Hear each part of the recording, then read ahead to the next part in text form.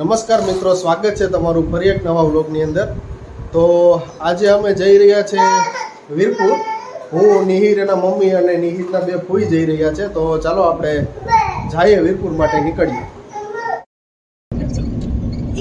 તો અમે નીકળી ગયા છે વીરપુર જવા માટે। મેં તમને વાત કરી હતી એ પ્રમાણે। તો હવે આગળ આપણે વીરપુર જઈ અને જોઈએ અહીંયા હું કામકાજ હાલે છે બધી। તો નિહિરભાઈ આવે છે।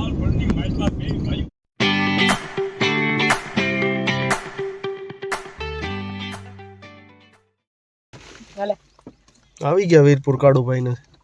કાળુભાઈ સૌ પ્રથમ તો કાળુભાઈ રામ રામ કરવા આવ્યા। તો જોઈએ નિહિરભાઈ હોઈ ગયા આરામથી। આવો આવો આવો, મજામાં?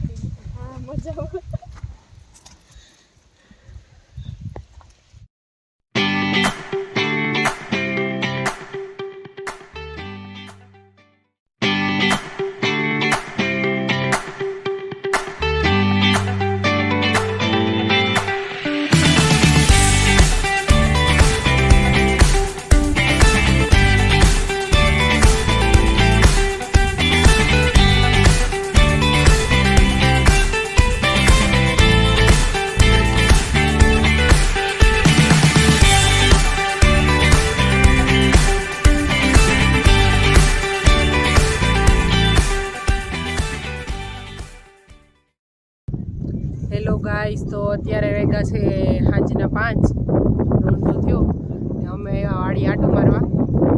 જોઈ લો ઉનાળુ માંડવી સારી છે, દોડવા થઈ ગયા।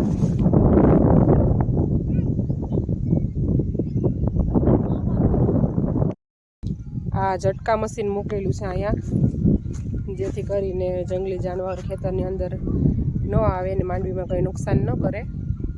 અત્યારે અહીંયા રોજ અને ભૂંડણા ને એવું આવે તો માંડવી ખોદી નાખે ને ખાય અને બગાડે, એટલે આ મશીન ફિટ કર્યું છે। ફરતું ફિટ કરેલું છે, ફરતું બી ચારેય હેડ ફિટ કરેલું છે। બાજરાનું કામ હાલે, બાજરો વાટવાનું। બાજરો વાટે જઈએ હવે આપણે જોઈએ કે માંડવીમાં કેવો ફાલ બેઠો। આ તલ છે, તલ હજી વાટ્યા જેવો ને, ત્યાં પીળા પડે પછી વાટવાના હોય। હજી તો ક્યાંક ક્યાંક ફૂલ દેખાય, એટલે હજી આ 10 દિવસ ઉપસે। આ ખેતરની બાજુમાં જ નદી છે, નદીમાં ટ્રેક્ટરો હાલે, જેસીબી હાલે અને ધૂળ ભરે, ઇટાસી હાલે।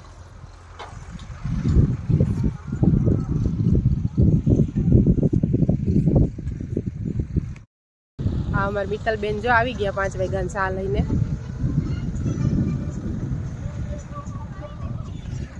બધા બાજરો વાટે, બધા હાટું ચા લઈને આવી મિત્તલ। બાજરો વાટવાનું કામ ચાલુ છે। જો એટલો બાજરો ઓડાણો અને હજી એટલો વાટવાનો છે। ધરી ગયો બાજરો, બાજરો બહુ સારો છે।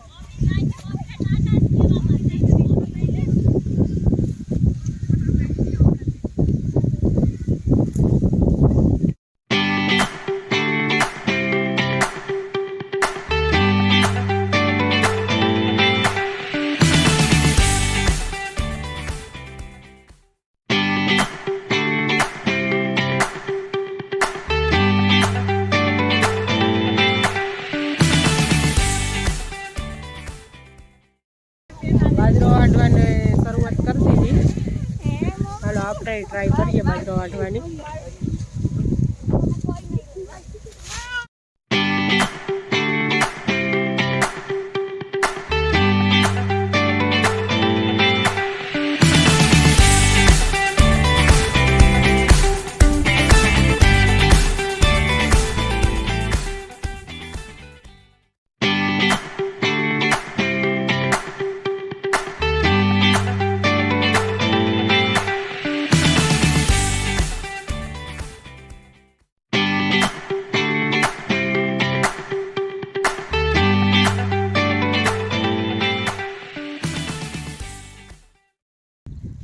આ તલ 2-3 દિવસ પહેલાં વઢાઈ ગયા અને આવી રીતે આમ ઉભળા કરવાના હોય, પછી હાવ સુકાઈ જાય પછી ખેરવાના હોય